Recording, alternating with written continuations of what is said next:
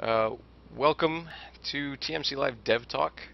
I am your host, Marc Scaurus, and I am joined as ever by my Scottish compatriot, Xander Phoena of Crossing Zebras fame. Did I pronounce that right? I'm very impressed. Was I was it expecting you to do the whole zebras thing, which is Zebras? obviously a big no-no at this side of That's the pond. So that's yeah, crossing zebras, correct. that's the right Wouldn't it be pronunciation. wouldn't it be like Zebras? Zebra. Zebras. Yeah. That's a good Yeah. point. I see, Zebras. what, I see what you've done there. That's a good effort. That's a good effort. And our guest today is the one and only CCP Dolan, formerly known as Michael Bolton III. How are you doing, sir? Greetings. I'm doing good. It's pretty early in the morning, and I'm not a morning person, but I couldn't sleep because I'm so excited for Alliance tournament matches today. So worked out well. I thought you were going to say you couldn't sleep because you're so excited to be on the show. I was It was a toss-up. It was a Who toss-up. knows where Nice where recovery. this unbridled excitement came from? Nice recovery. Were you partying last night with the AT crew? Were you out last night? There is no partying on Alliance tournament nights. There's it- me going home and like grinding through about 3 hours of watching YouTube videos.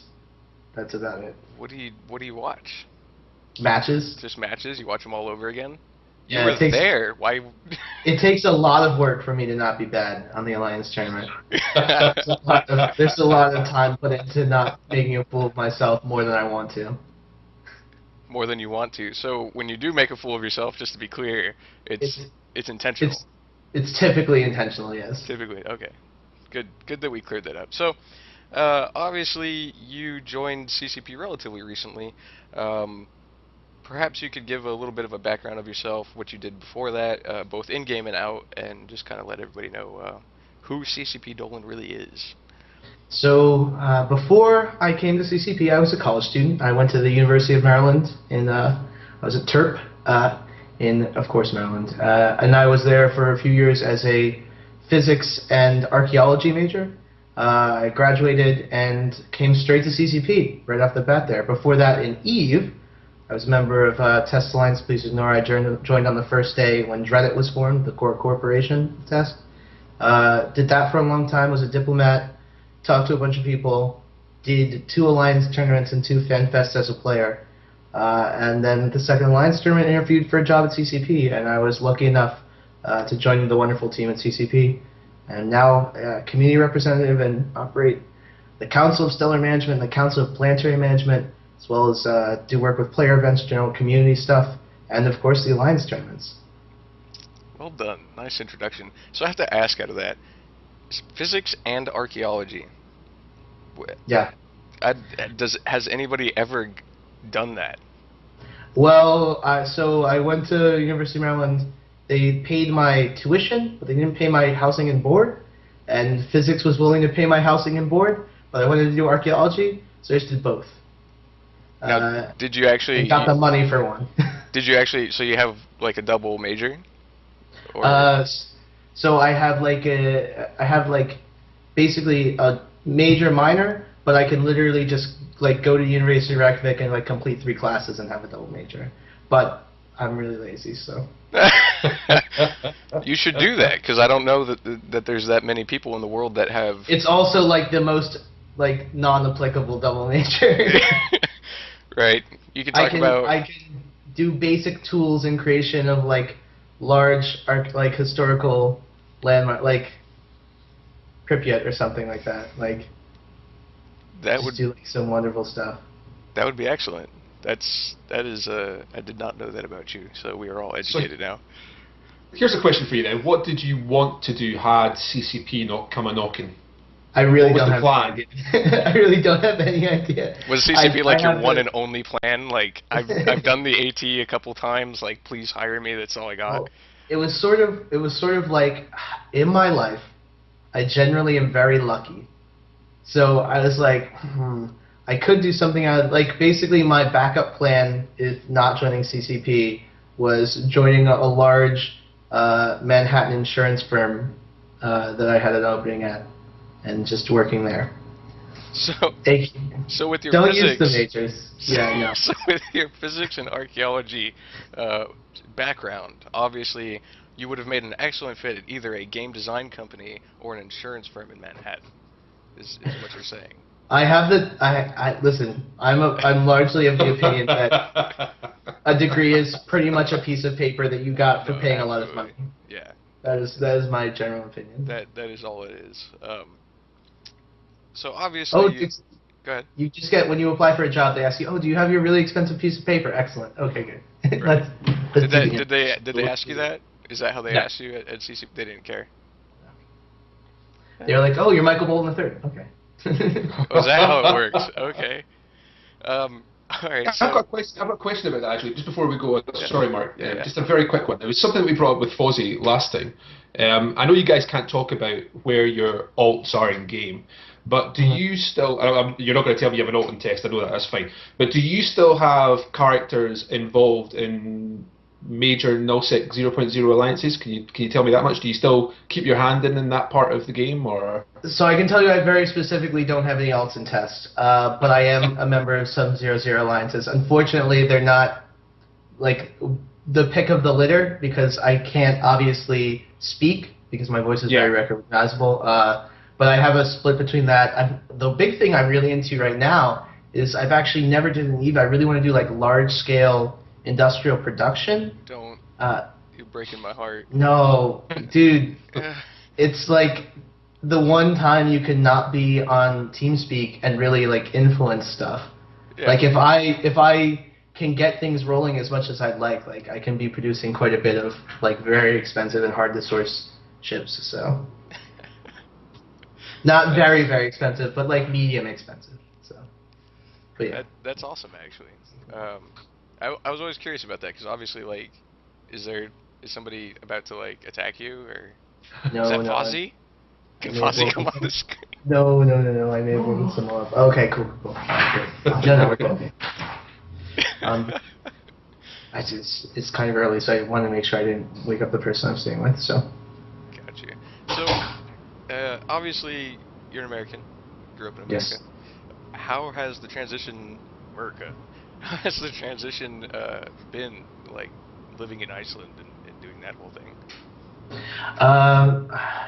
It's hard to find samples of freedom here. Like it's the freedom and democracy is hard to. Those Europeans, they're all communists, right? Wow. Yes, pretty much, yeah. Needs more eagles. Yeah, exactly. Right. I find I have to wrap myself in the stars and stripes every night before I can fall asleep. Do you have like a comforter that you curl up in? Like. Yeah, I listen to like a soundtrack of eagles crying like in the background. But no, I think that Iceland is a really wonderful place. Like I pretty much am the happiest with the move I could possibly be.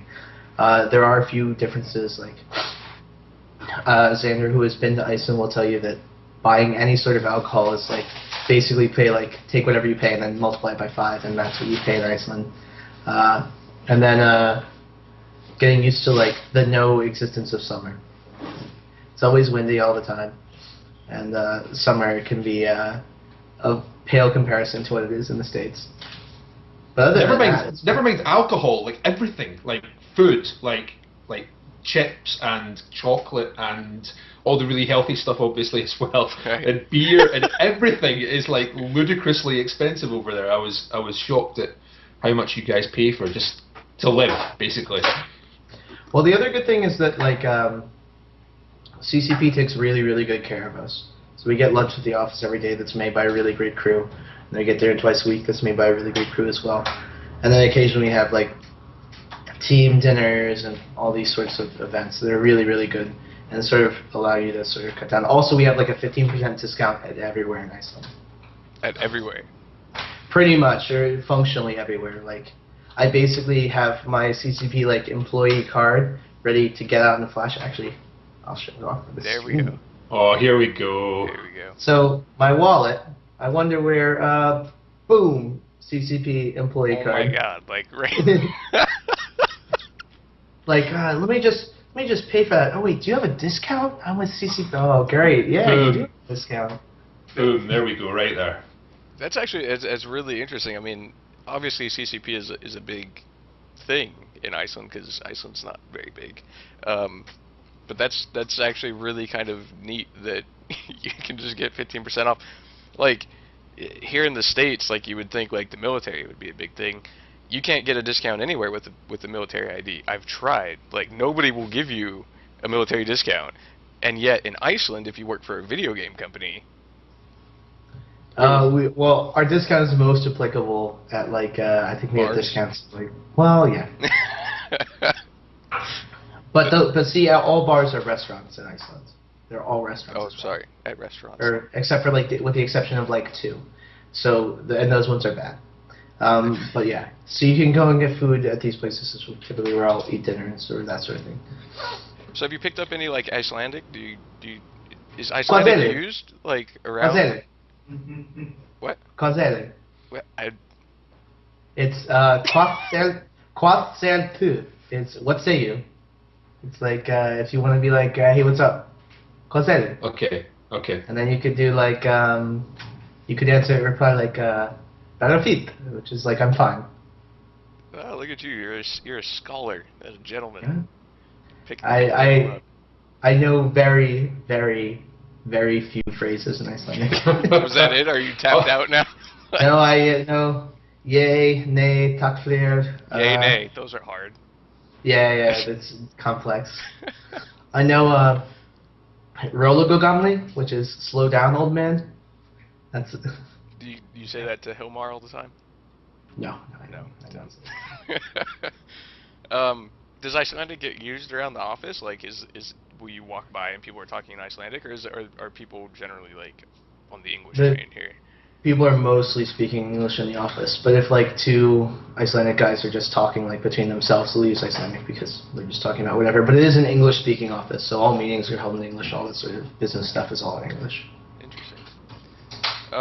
So you mentioned in your introduction that you were like in town for the Alliance tournament and had the interview with CCP. Like, how did that kind of functionally work out? Did you actually apply for a position before you went there, and it just the timing was right and you were there and they were like, "You're Michael Bolton III, sure, you can have a job." Like, well, it wasn't as complex as that. It wasn't even that complex. No, I mean like it wasn't. I mean, sorry, I misspoke. It was much more complex than that. I got you. So I applied just like everyone else for an opening on jobs.ccpgames.com, and that's how I would recommend most people apply for jobs at CCP. But and then when the time came around, it just happened to work out well with interview timing. So I was here in Iceland anyway. Came over, did the interview, and went from there. Do you feel like your past exposure to them, like both at FanFest and more importantly at as an Alliance tournament commentator, like helped you, or did it not really have an effect? Or I think that many Alliance tournament commentators have been hired because functionally when you're here for the Alliance tournament, you're here to do a job with CCP. That's basically what you're doing. You're signing a non-disclosure agreement. You're here to work. And the fact that you get to have a lot of fun in between, and the Alliance tournament is just in general a lot of fun, it's just sort of a bonus. So having sort of worked with someone like that is, I think, always a bonus when applying to any job if you've worked there as a contractor before, something like that. Right. And obviously, being an Alliance tournament commentator, you're going to have a base level of knowledge on ship design and balancing and all those sort of things, which is obviously going to be hugely beneficial for working with CCP, I would presume. Yeah, just knowledge about the game is like really valued in the company. Like I think people are under the impression that many CCPers don't play the game, and there's actually a tremendous number of CCPers that play the game and have been playing the game non-stop for like up for 10 years. Sometimes you can't tell, I have to say. Sometimes you can't tell. Maybe it's because they're all industrial tycoons because they can't risk their voices being heard. I don't know. Is that... I won't lie, there are a couple pretty frightening industrial tycoons at CCP. I was relatively shocked. I was like, what? I saw some wallets. It was pretty good. Nice. Wow. The CSM liaison position that you fulfill at the moment, was that something that was in the original job description, or did that evolve naturally, or how did that work out? So there was CCP X Hagen, who previously ran the CSM, and he was a member of the community team, but sort of separate from the community team, that he basically just was doing his own thing all the time. Didn't really have a community title. He was a senior researcher. So he essentially said, really, the way the CSM runs right now, I need a second person to help me out with this. And I was sort of like, I'll go for it. Like, I know a lot of the people on the CSM. I know generally the kind of person who runs in the CSM. I've met them before. I really appreciate the CSM. I like what it does. I find it very interesting. So I stepped up for that. And then as that went, my role grew and grew and grew and grew. So where now CCP Dolan is now a technical producer with EVE Online, no longer works with the CSM, and I'm the person running the CSM. So I basically do day-to-day operations. I do the stakeholder program. I managed to automate so much of it, and the new CSM 8 is so good, so much participation, that it basically is not as much of a burden on my daily work schedule as it was for CCP Dolan. And with the CPM, both of those are running really comfortably right now. It's I'm really pleased with how things have gone.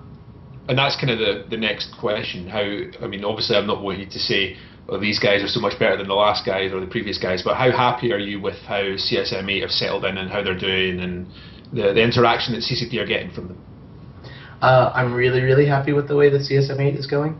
So we typically have between 10 to 13 active members, like, at all times. If I ping them, like, no matter what time of day it is, like, if I have an impromptu meeting, I'm like, guys, we need to meet in 5 minutes, I'll get like 8 people, which is a number that was literally unthinkable for CSM 7 to get 8 people in a meeting. So, like, that is really impressive. I'm really pleased with how everything is going. I'm really also excited for the summit because they've been so active and so out there going for stuff.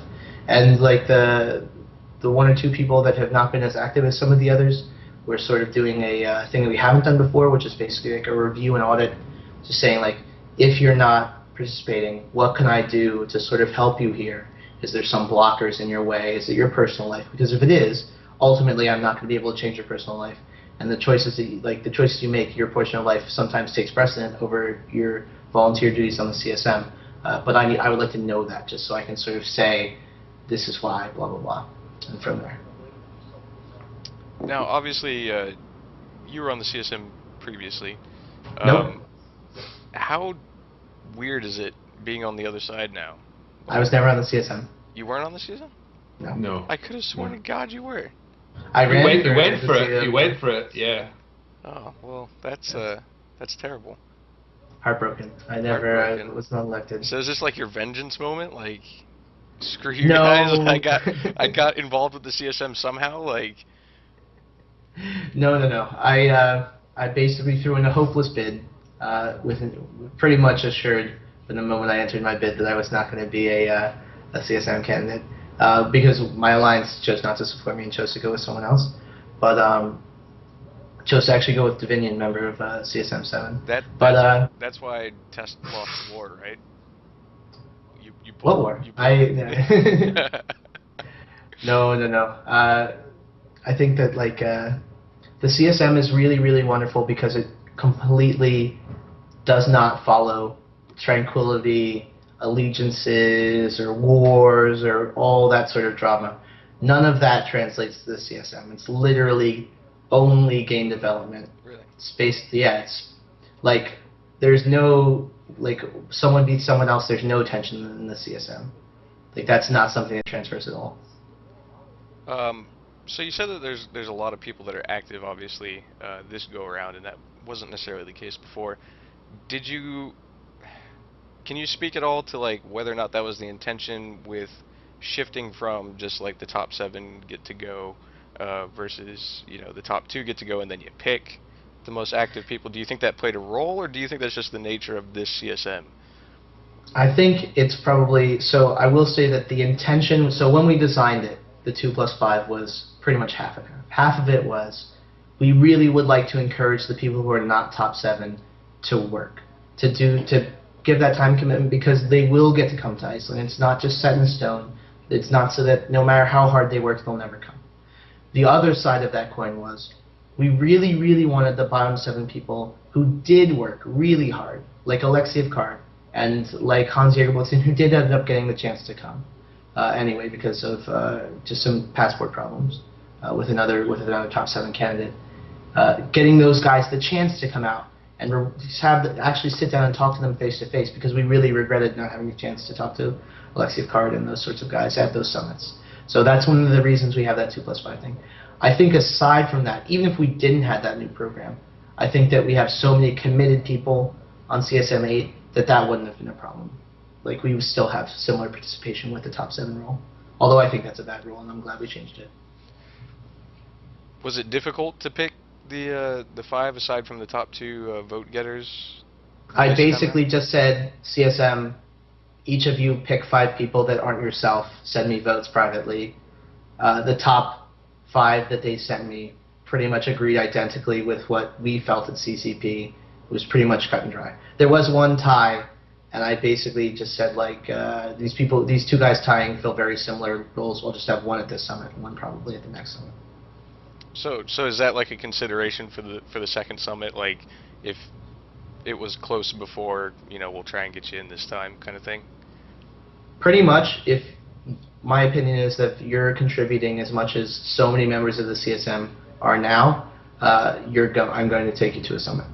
Essentially, like, I would not be surprised to see an entirely different roster of 5 for the next summit, just because I want to get everyone the chance to come out to Iceland. Let's throw out a hypothetical here. If, for whatever reasons, personal or otherwise, one of the top 2 members of the CSM were to become inactive, is there potential for that seat, in the summit to be passed to somebody else, or are they still guaranteed their seats, irrespective of how much participation they contribute to the overall process? Well, I have a ton of respect for Minute and Jester. I think that, or Rippertag, sorry, if we're going to use exact character names. Of course, Rippertag, Jester from Jester's Trick. I think I have a tremendous amount of respect for them. If they were unable to do their duties as CSM, I think they would probably say, send someone else in my seat, particularly because the summit is devastating to people's work schedules. Finding the vacation time to come to the summit, which is basically 4 days of vacation, which is quite hard to find for many Americans to come and talk about spaceships in a reading room for 8 hours a day. But that would be a bridge we would cross when we would come to it. But I think it would probably work itself out amongst them. That has been my experience actually with CSM 8. They solve my problems before I get to them. It's always a good thing. Always a good thing. And another problem that they've been trying to solve recently is this concept of getting a kind of definitive voice from the community, and part of one of the tools they're using to try and solve that problem is this concept of crowdsourcing problems and getting an opinion, getting votes essentially from the community on what are the community concerns. Now, how much involvement did you have in that, or was that purely run from CSM themselves? I know you guys did a dev blog on it with those guys. How much involvement have you had in that? So basically the idea was they came to us early on in the process and said, is this something you're interested in? Myself and CCP Seagull and CCP Soundwave and a bunch of the guys in the development team were like, yeah, absolutely, it's something we're incredibly interested in. What do you need from us? And they basically said, we need you to hit publish on some devlogs that we write, and we'll do the rest of it. So we were like, all right, good deal. Like that, I'm comfortable with that work distribution. They came up with the entire processes. So they've written the things that catalog the whole forum threads. We're actually up to 126 pages on the voting thread now, which they're also going to be cataloging. So we basically got from the first thread all the suggestions. We had a list of all the top ones that they selected, and we were allowed to poke and prod them as we felt for being like, hey, you should definitely add in this one. But we really wanted to make this as community oriented and not CCP, not be like, hey, just add in all the ones that we're already doing for 1.1, but you guys can't talk about yet, which actually did happen. Because there were a couple things in there that the CSM knew were happening, but they felt were good features, and because they had to pretend as though they didn't know that they were happening, got added in anyway, even though they're already being completed, such as the changes to mind links and things like that, and to boosting. Was, I think it's number 49 on that list, which is the abolishment of the CSM, was that a little, hey, could you... If, no. That I think that as much as that was a little rib that I think the CSM quite enjoyed when they voted for it themselves.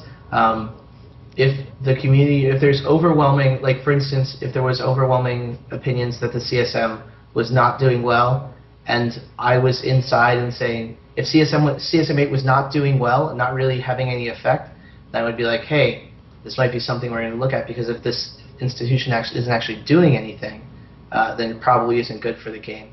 But luckily, they are doing a ton. So pretty much no matter how high that gets on the list, I'm probably going to ignore it. But I would be interested to see how high it gets up on the list. Kind of steering the conversation away from the CSM stuff, and what you're busy with at the moment is the Alliance tournament. And how does ATX 1, ATXI, the 11th Alliance tournament, how does it compare with, from where you're sat, how does it compare with previous tournaments? This tournament is insane. So this tournament is probably hands down so far the best tournament we've ever run. Period. The addition of the bands, the addition of the series, having the whole thing double elimination, changes to points, rebalancing of ships. It's not literally just, oh, you're bringing ECM or Slipneers or Tengus, and those are the only three feats you can bring, or else you lose. Bring them every match, or else you lose, which was some of the previous Alliance tournaments. This Alliance tournament, we're seeing like crazy, insane meta. Like every single meta setup is like, you can go all Thorax holds, like Demos, Vigilant Thorax. You can go double Vindicator. You can go Balgorn, like Armageddon. You can go all these crazy different setups. You can lose an Atana and the Cambion, which are like a Titan worth of ISK each. And then in the next, like in the same hour later, lose another Atana. And every team is bringing their flagship. Like it used to be, we would never see flagships. We would see them like 2 or 3 times a tournament. Now we're seeing them from almost every team that has come, unless they've been eliminated so far. It's absolutely insane. I'm so pleased with how this tournament is going. So, real quick question: what is the slot layout on a Sin? A Sin we figured out is some amount of high slots that you fit utility in 6/6. and they don't do the shield thing that well, turns out. Well, apparently, myself and Mr. V separately both went to EFT after the tournament, and we're doing like, they're pretty much, so they do shield and armor equally well, and they do both poorly. That's right. So basically, just don't bring us in is the takeaway from that. Thanks to DoD for establishing that for us. What's the day-to-day like for an Alliance tournament, like setup? Like, what time do you show up? Like, is there a lot of like prep that goes into it? Obviously, you mentioned earlier that you watch all the previous matches. Do you like? How much preparation do you put in, basically, to get ready to go jump up and down and yell when Atanas die? I think the level of the preparation rituals, not levels, like the rituals each of the commentators goes through is slightly different. I think that CCP Rise and CCP Fozzy are much more in the trenches, don't really need tremendous amounts of practice to get out there and be good. I think myself, I'm much less in the trenches. I'm not a game developer, so I sort of have to do my prep, make some flashcards, watch some matches, that sort of thing, before the tournaments. But in terms of day-to-day stuff, before the tournament, there's a lot of work. Of course, doing all the sort of rules for people who were caught off guard by the cutoff date. This year doing all the sorts of moving the studio. We've used 3 separate studios, all 3 of the past Alliance tournaments. We're finally trying to settle on one. All these sorts of details are very important before the tournament. And once the tournament starts, we'll have a couple studio dry runs, usually the preceding 3 days before the beginning of the tournament. And then it's just getting in there, getting sweaty in a really, really hot booth, because there's no windows allowed to be opened unless you hear car noises all day long on the Alliance tournament. But we usually just start the day, I think, around 11 or 12, head in, start casting, and then just drink a lot of Red Bulls. Or, well, I drink a lot of Red Bulls. Other commentators drink coffee and stuff, but who does that? And stuff. I'm curious. I have an idea. Tea. Tea. Okay, sure. What's not allowed to drink on air, my friend. Not allowed to drink alcoholic beverages when you're an Alliance tournament commentator. I have a feeling there Probably might be wise. a reason for Probably that. wise. Yeah. There was a time in the long past when you were allowed to drink alcoholic beverages as an Alliance tournament commentator. None of those tournaments I was a part of, but I suspect there was a reason that they switched to no drinking on air. I would imagine so. So far, what has actually been your favorite match? I mean, obviously there's PL versus Hydra with the Titans worth of this going down left and right. Maybe that's your favorite, but maybe aside from that, what else was really interesting for you to watch and to commentate on? So I actually really not match in particular, but I really liked Ministry of Inappropriate Footwork's like sort of run through the tournament, because they were the team that really I never heard of. None of the team had been like, who are these guys? Like, knew their name. They were just sort of the general random guys that were included in the tournament. And then they started like doing things that we didn't really often see, showing up with full good teams to the dry run tournaments. The other teams of which who showed up were basically Your Votes Don't Count and Hydra. So for instance, they and Hydra are the only two people to ever be in sped up tie-dye. And now I guess Red versus Blue has been in. But they were the only two people that, because they specifically asked us to practice that. They were like, can we run this match to time so we can be in that environment just in case it comes up in the tournament. So the amount of work they put in for a first-timer, for a group of first-timers, as far as I know, they don't have any ringers from old teams. They don't have any old theory crafters. They just came out of nowhere all by themselves and got really, really deep in the tournament and beat some of the best teams in the tournament. Any like shocks to you in terms of teams that went out early in the tournament, or? So it shouldn't come as a shock because our format forces teams out, but so many good teams got forced out of the losers bracket in like the first weekend when it was just the CCP guys in the booth and not even in the studio, so you didn't really get time to talk about that. But man, so many teams got forced out early. It was really, really, really tight competition this year. And I think that has a lot to do with the changes we made to practicing on the duality. It's much, much, much easier to practice. And we saw like really, really high peaks of PCUs in like the 300s in terms of people practicing on duality on the weekends. Really? Yeah. Do you think that I mean, obviously you have some like history to call upon, like, is that the highest ever that have been practicing? Almost certainly, yeah.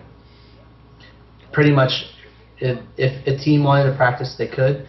Some teams couldn't get enough people together just from their own alliance, but they would scrimmage with other alliances, all sorts of stuff.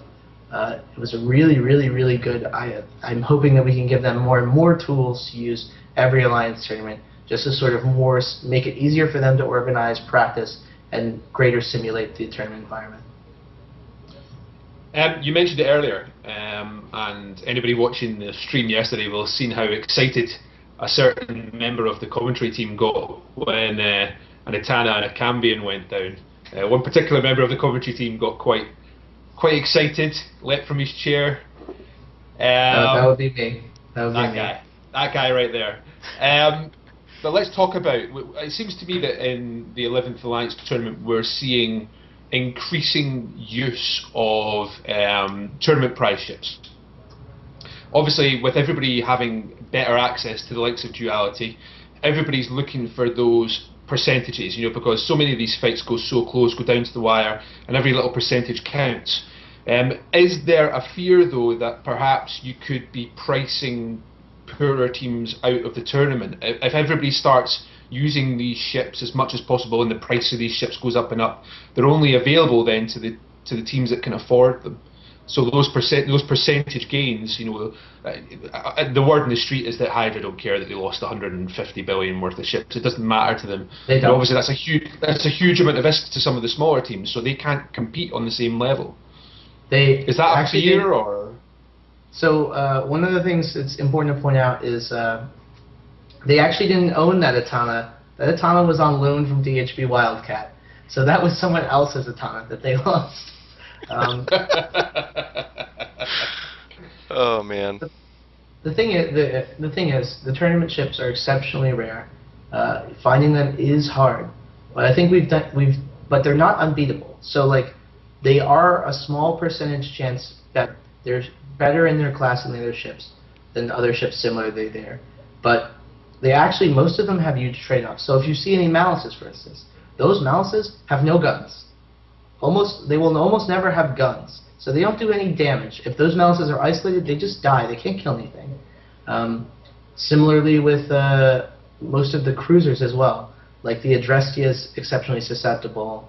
The upcoming ships for this tournament are actually not going to be Insano Cambions. The Cambion, by the way, is probably the most overpowered ship in the tournament period. It's basically a Drake that has frigate speed and agility. But I will say that, like, ultimately, I'm not the person who decides the rules.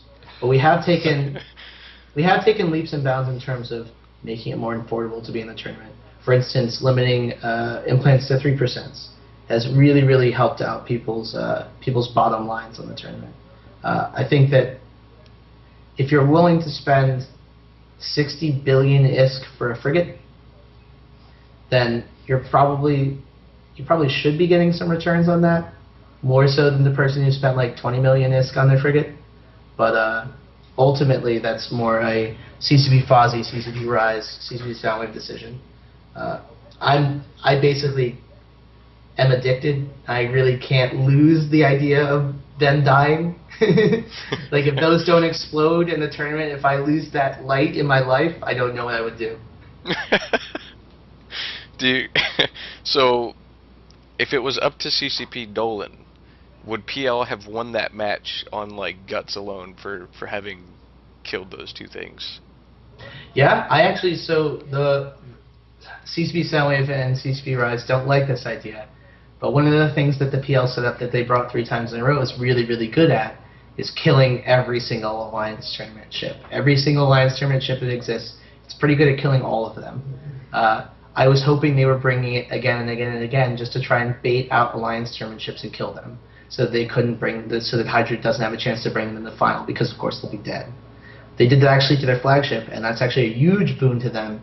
PL still has their flagship, and Hydra is stuck with no Dominic's ban evasion in the final round. I was also upset that they don't have a officer drone damage control unit, which is probably one of the rarest modules on TQ. Probably more expensive than SML's Invuln. Like, what are your thoughts on the commentary team this year, based on previous years? How are the guys working out for you? It's really, really depressing to me because they all just make me look like trash.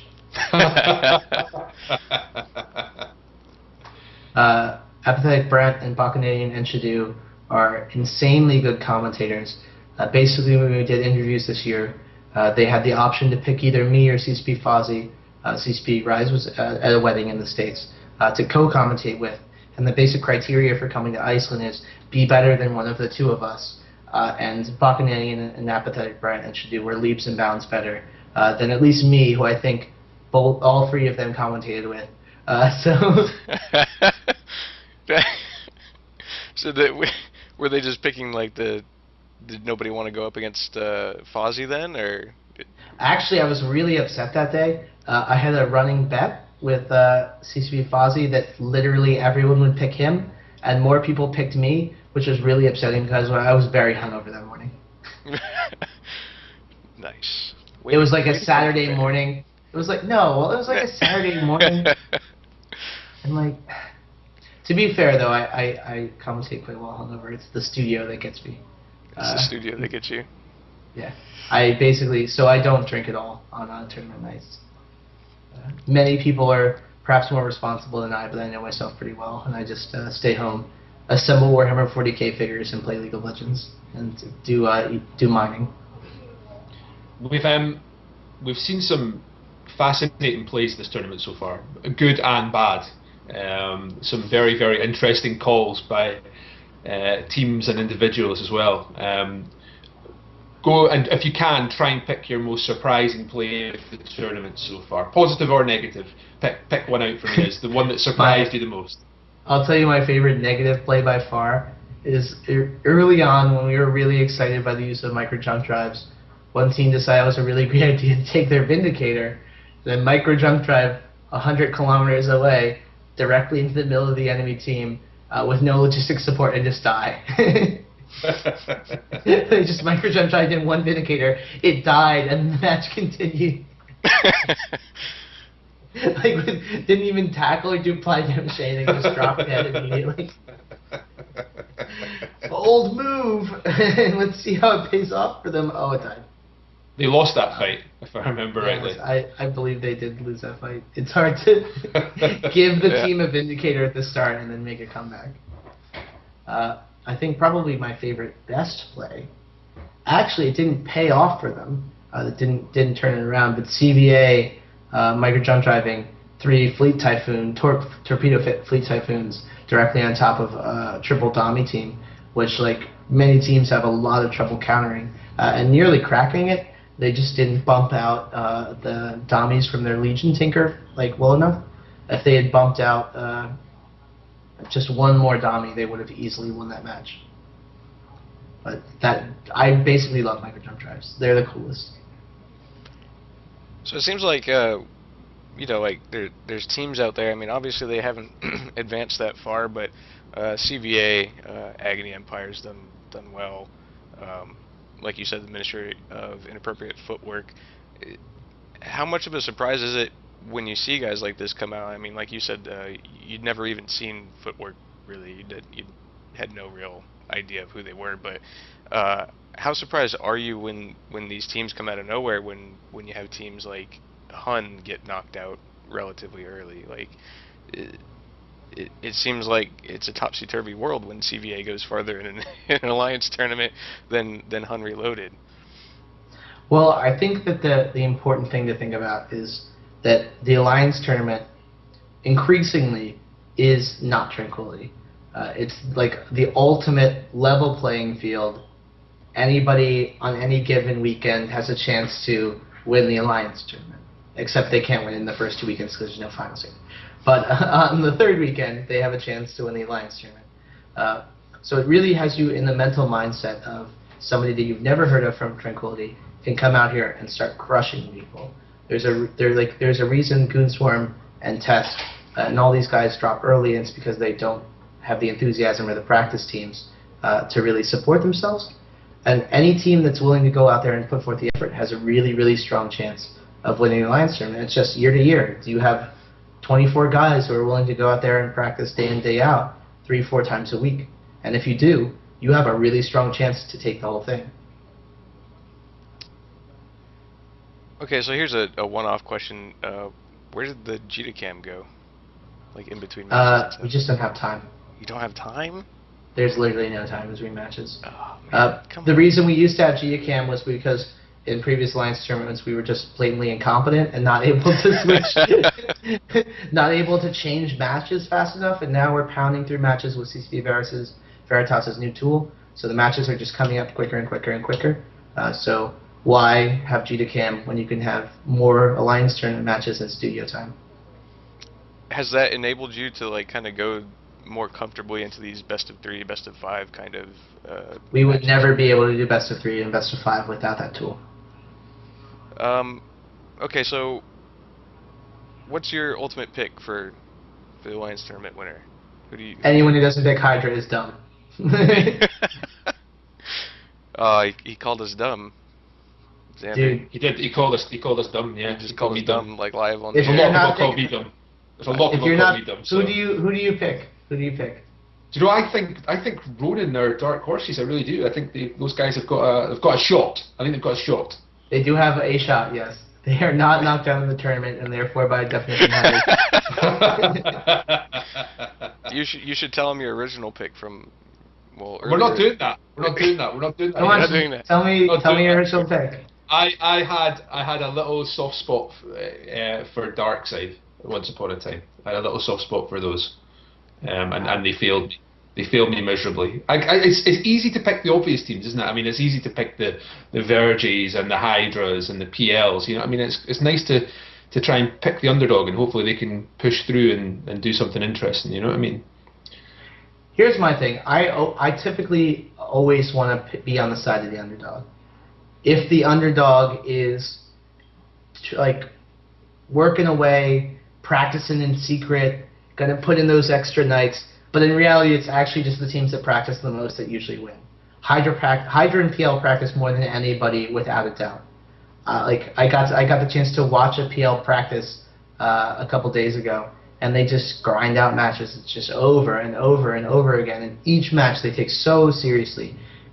Everyone knows it's just practice and the ships are free, but it's really, really, really serious. Every pilot is white knuckle every match. So, like, if you're practicing more and more and more than everyone else, and you also look better than everyone else and are beating everyone, you probably have earned it. And the teams but it's like you said, though. It. I mean, the teams like Hydra, they're set up purely for the Alliance tournament. Are they? I don't know how I can word this. They're not really playing Eve. They're existing They're existing purely for the Alliance tournament. I mean, it's not like Pandemic Legion, for example, who are actively a part of the Eve community and taking part in the game. Whereas, like, I mean, it's one thing for you to say, oh, Hydra practice lots and lots, but they don't take part in Eve Online. Is that not kind of flying against who should be winning the Alliance tournament? Well, so the important part is, and then one of the things that we took very great care to do with our new rule this year, is that they're not forming super teams. So it wasn't like Alliance tournament's been announced, everybody who's good at the tournament, quit your Alliance right now, move to Hydra, which probably would have happened if we hadn't have had the cutoff date be pretty much the exact hour that the announcement was made.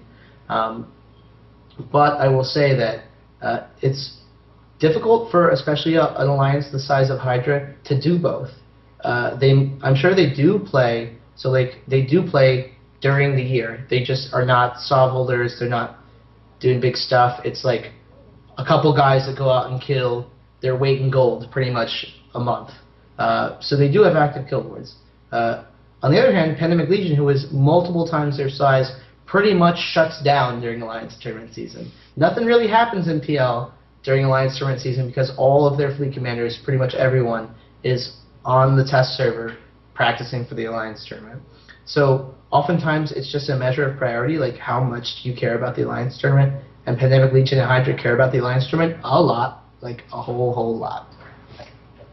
Now you mentioned the cutoff when you announced the cutoff, and you know it was right then, like nobody could get in without some kind of exception, and yet we still have like you know, potentially a PL Hydra matchup. Do you think that was actually effective at changing the super team dynamic, or has that kind of just been a non-factor?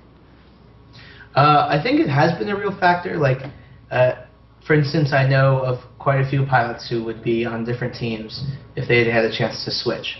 But we really want the Alliance tournament to be like the Olympics, where you're playing for your home country, your home Alliance, not some like NBA All-Stars team that you join just once a year for the Alliance tournament. That's what the New Eden Open is. That's the All-Stars teams where you have your pick of the litter, getting every single person you want for your very best team that you can possibly field. But I think that based on just base level talent, like Pandemic Legion and Hydra are Russia and the United States in the Olympics. Like, they're hard to beat. They are the hands down favorites who have flown in more tournaments than anyone else and have won more tournaments than anyone else. Now, you mentioned the New Eden Open, and I actually had a quick question about that. Obviously, the New Eden Open went well, but there were some issues because of own TV and all that entails. Are we going to see another New Eden Open like later on, or almost certainly, yes. When do you think? Are there any plans for that yet? It's basically we are doing a tournament at Eve Vegas, so that takes some spool up time for the tournament team. It's really just tournament team has enough time and bandwidth, particularly CCP Pro, to get all the balls rolling and make sure we have all the support and studio time that we need. For instance, like we were relatively tight on the Alliance tournament. If we had maybe like 2-3 weeks more spool up time, we could have done some more stuff. I really like to see that stuff done in the New Eden Open. You mentioned. Here's one for you. Yeah, go ahead. Oh, sorry, Marc. No, go ahead. I was going to say, you back to the Alliance tournament. You talked about the fact that, as far as you're concerned, this is the best one yet, and certainly in terms of both the fights and technically, you know, the downtime between fights, for example, everything seems to be much smoother. It seems to be a much more fluid thing now. But if you could pick one thing that you would like to change before 12, whether that be behind the curtain, so to speak, what would that be? What would you like to see change or tweaked before 12? That's actually a difficult question. So ideally, my personal pick would be air conditioning in the studio. But I think. I mean, how much of an eye do you guys have on the bigger esports thing? The League of Legends and the Dota and all that kind of stuff. How much of an eye do you have on competing with that scene when you're working on developing how you're going to do the Alliance tournament? So I will say that from a general personal point of view, I watch a lot of esports. I watch a lot of LCS. I watch a lot of all that sort of stuff. I don't think that that's something that we're trying to compete with. I think we have pretty much our own thing. Our thing has been around for much longer than their thing. I think that in terms of just providing the people who enjoy watching you online with the content they enjoy and love. And I've actually thought of the thing I want to see for 12. So I actually really want to see the developments of the tools we just got a chance to see yesterday, which is all the Crest integration of all these replays and being able to draw and screenshot Madden style. All these sort of tools are really, really incredible, and they're literally something that has just appeared like in a week. So given a whole year for the next Alliance tournament, those are just going to be out of control good. Like, they're going to be slick, they're going to look good, the usability is going to be out of control, all the detail that they're going to have is just going to be absolutely insane. You mentioned John Madden. Madden. I think Can we avoid the turducken? Can you guys not do that, please? Dude, I'm American. I love turducken. Oh, fuck's sake. I don't even know what you guys are talking about. You don't know. He's just got like a blank stare like on his face. He's You've never had a turducken. Turducken. It's No. It's like a duck. What is it? Yeah, a duck and a chicken. Shoved inside a chicken, shoved inside a turkey. Yeah. And then you cook it. It's American decadence at its best. And then you Americans, man. Cover it all in lard. Lots of lard. I would criticise, but then I'm from the country that enveloped a deep-fried Mars bar, so it's quite difficult to be too overly critical about American diet. If we're talking about meats stuffed into things, you have far worse things created in your country. Well, let's not spend too much time talking about stuffing meat into things. Anyway. So I have pretty much one last kind of serious question. Like, drone assist has been shown to be a pretty big deal this year in the Alliance tournament. Do you think that putting something like that on such a high profile is going to affect that getting looked at in the near future in terms of development time, or? So I have to preface my smile and giggling with drone assist is widely considered amongst the CSM alumni channel to be the dead horse that the Mittani will not stop beating. Well, the question had to be asked, so. I log into my CSM alumni channel every day to see if the Mittani has talked about drone assist yet for the day. But I am of the opinion, the personal opinion, because I'm obviously not a game designer, and I have no impact on sort of the development process of EVE Online, besides my interaction with the CSM, and I try to be as much as a third-party facilitator as possible. I am anti-drone assist. I don't like anything that takes control of your ship. I also don't like fleet warp. I also don't like regroup tools. Anything that prevents you from flying your ship, I'm pretty much not a fan of. And while I do think that drone assist has been really powerful in the tournament, I think it's not potentially game-breaking. I just don't think it's a good thing for the game. I don't think someone else flying your ship is a good thing. Fair enough. Are you going to be at EVE Vegas? You mentioned there's going to be a tournament there? I have no idea. No idea? I hope I'll be at EVE Vegas, maybe. Who knows? I don't know. Those flights aren't booked yet. Okay. Do you have anything else, Xander? No, I think I'm all questioned out. I just want to thank Dolan for coming on the show and giving us an hour of his very, very busy schedule this weekend, because I know that you're very busy with Alliance tournament stuff, and we had to try and shuffle around to find a time for this, so I appreciate you taking the time to come and join us. By the way, if you have any Serbian viewers, later this week I'm having a player event in Serbia on Thursday, so make sure you guys come out to the Black Turtle and get some drinks with us. In Serbia? You're going? Yeah. Did you pick that, or were they like, you're going to Serbia? We're doing a player event because I was going to be in Serbia anyway with 5 other CCP developers because we're Team Iceland for the Warhammer 40k European Team Championships.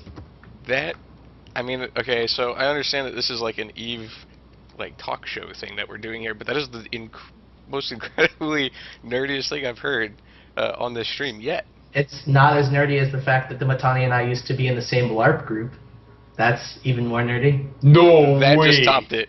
Well done, sir. No way. Yep. He's a big LARP guy. Yep. Is he? Yeah. Mittens doesn't LARP, He does he? LARPs. He fucking. Holy He used to fireballs. LARP. I don't know if he currently LARPs, but he used to LARP. Throw magic missiles and all that shit. He Serious. used to have plate armor that was all black with a gigantic red spider on the front, and he was a dark elf.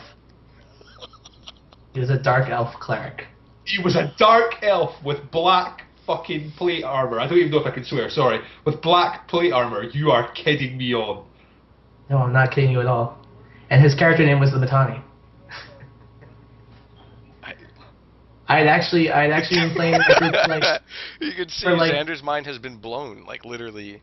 I'd been playing in that group for like 2 years. I had never talked to him in the group because it was a group of like 300 people that would meet every weekend, or every other weekend. And then I started playing EVE Online and left the group and then found out the guy that was in the group was the Matani. I was like, oh, that the Matani. Okay. I thought it was a different the Matani. He's an elf LARPer. There's so many Yeah. places we could go with this that I'm not sure that we should, because I might be fired. We have to stop this now. We have to stop this Yeah. shoot now. If you want to learn more about the LARP group, you can find Darkon the movie, which is a movie based on the LARP group. Also, if you've seen the movie, what's it called? Something about Friends. Role Models. The movie Role Models. Have you ever heard of it?